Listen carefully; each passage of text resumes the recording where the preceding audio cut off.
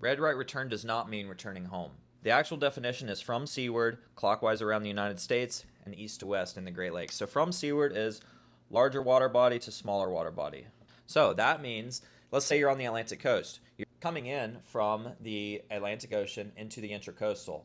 So you keep the red on your right when going from larger water body into the smaller water body. And then let's say you're going upriver.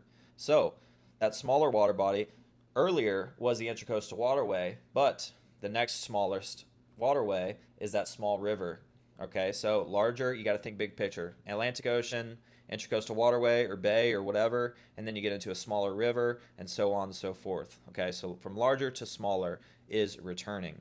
Now, clockwise around the United States. Now, this is especially when you're talking about going around the intracoastal or something around the coast where there isn't a channel going from larger to smaller. It actually just travels along the coast. So as long as you're traveling clockwise around the United States, let's say from Maine all the way around Florida, back up to Texas and the Gulf, south to north on California, okay, you're going to keep the red on your right when you're traveling along that route. So going this way, back up like this, all right, and then California, north to south.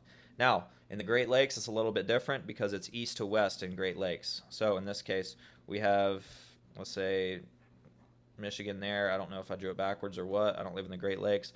Whatever. There's another river right, or another lake right here. So that actually goes like this. Okay.